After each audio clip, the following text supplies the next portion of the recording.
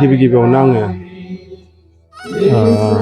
खौरां लागिरि फंबायमोननिसिम मोनाबिलि समनि अननाय सिबिनायखौ बावहरबाय। दिनै खोब दुखुनांथाव जोंनि सासे गोख्रों बारग' एक्स एनडिएफबि 30 बोसोर दावहा नांनायनि गेजेराव बेबो सासे गोख्रों दैदेनगिरिमोन। बिथांनि मुङानो जाहैबाय डि सुग्रीब। बिनि गुबै मुङा जाहैबाय सनेन बर'। बिथांनि जोनोम जायगाया बाक्सानिमोन, तामुलपुर एरियानि। दायो बिथाङा बेंटल हालामाव थाफैनानै गोबाव सम संसार जाबायमोन। खोब दुखुनांथाव दिनै बिथाङा हरखाबै माखासे डायबेटिस बेमार बा गुबुन गुबुन बेमारनि गेजेरजों भुगिनांनानै हरखाबै दिनै रुंसारि जालांबाय। दा बे रुंसारि जानायनि बेलायावहाय जोङो इउनिटि फराम एक्स एनडिएफबि गासैबो दैदेनगिरिफ्राबो फैनानै बा गासैबो बारग' एनडिएफबि दैदेनगिरिफ्राबो फैनानै दिनै बिथांखौ दिनै जोबथा बेवहाय मान बावफैदों। बे मान बावनायजों लोगोसे जों दिनै गोबां दुखु मोनदों जे बिथाङा दिनै हारिनि थाखाय 30 बोसोर दावहा नांनायाव मेङाजासे, जिरायाजासे, फावसयाजासे साहसि गोसो गोथार लानानै जेबाजे मावबोदोंमोन। दिनै बिथांनि मावबोनायखौ जों रायखांथारनांगोन बा जों दिनै बाख्नायनांगोन। दिनै जोङो आरोबाव एकर्ड जाखांनायनि उनावबो जेबाजे क्ल'जआव थानाय माखासे खामानिफोरखौ मावफुंनो हायै खामानिखौ मावनांगौनि सार्थ'आव दिनै गासैबो एक्स एनडिएफबिफ्रा ज' जाफिनजोबनानै दिनै जों मोनसे इउनिटि फराम एक्स एनडिएफबि मोनसे आफाद जों दाना लादोंमोन। बे इउनिटि फराम एक्स एनडिएफबियावबो दिनै बिथांखौ जोंनिनो सासे स्पक पार्सन हिसाबै बा बुंथिगिरि हिसाबै दिनै बिथाङा गिदिर दायथ' दंमोन सेन्ट्रेलनि। दिनै बेनिखायनो दिनै इउनिटि फरामनि जानानै जों दिनै जोबोद दुखु थाबाय। दा गिबियाव जोङो बेखौनो बुंगोन बारग' एनडिएफबि जानानै दिनै सुग्रीब बिथांनि दिनै फेमिलिया दिनै खोब दुखुआव गोग्लैसिगोन। मानो होनबा दिनै बिनि फिसाफ्रा उन्दै उन्दै सानै, हौवासा सासे आरो हिनजावसा सासे थालांबाय। दायो आलाय सिलाय जागोन। दायो बिथांनि न'खरखौ जों माबायदि हेल्प खालामनो हागोन, बिनि थाखाय जों बारग' एनडिएफबि हिसाबै जों बहुद सिन्था खालामदों। दायो मा खालामनो, मानसिनि जिबन गासैबो दिनै आफा अबंगसायनि सायावनो थायो।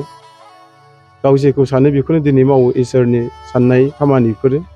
थिग बेबादिनो दिनै बिथाङा अराय समनि थाखाय बे बुहुमखौ नागारलांबाय, गावनि अनजलि बिसिखौ नागारलांबाय, गावनि जोनोम होनाय फिसा हौवा सासे आरो फिसा हिनजाव सासे आरो जोनोमगिरि बिफा दं आरो बिमा दं आरो बिदा बिबाजै बिदा बाय बागि जाथि खुरमाखौ अराय समनि थाखाय दिनै बिथाङा बुहुमखौ नागारलांबाय। बिनि थाखाय जोङो बारग' एनडिएफबि जानानै दिनै गोबां आरो गोथौ दुखु मोननाय जों फोरमायो।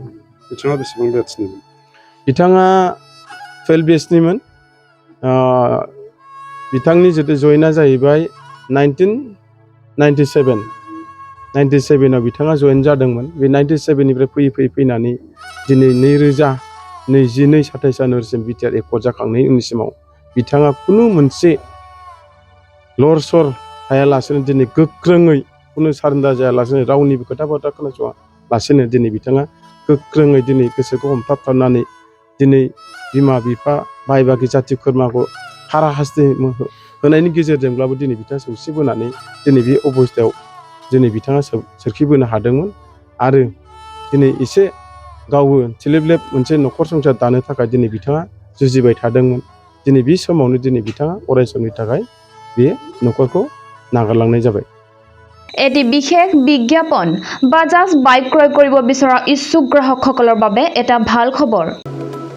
কোকৰাঝাৰ চহৰত থকা ডাউহাৰু অটো এজেন্সিয়ে festival loan and exchange offer দি আছে।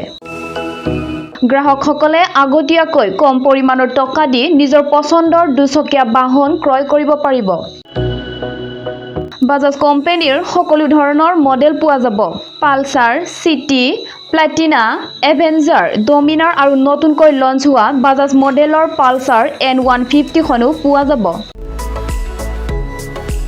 ডাউহাৰু অটো এজেন্সিয়ে গ্ৰাহকসকলৰ বাবে RC ইঞ্চুৰেঞ্চ আদিকে সাঙুৰি 9,999 নিম্নতম পৰিমাণৰ টকা দি দুচকীয়া বাহন ল'ব পাৰিব।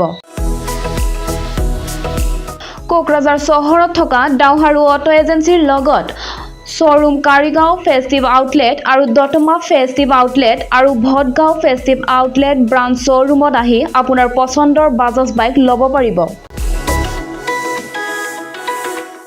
ডাউহাৰু অটো এজেন্সি শ্বৰুমে ভাল অফাৰ গ্ৰাহকসকলৰ বাবে আনিছে। তাৰে ভিতৰত 5 লিটাৰ পেট্ৰল ফ্ৰী, 2টা হেলমেট ফ্ৰী, ফ্ৰী এচিয়ৰ্ড গিফ্ট প্ৰদান কৰা হ'ব আৰু এক্সচেঞ্জ সুবিধাও এভেইলেবল আছে। অধিক জানিবৰ বাবে 6000-399-187 আৰু 8822-018-193 যোগাযোগ কৰক।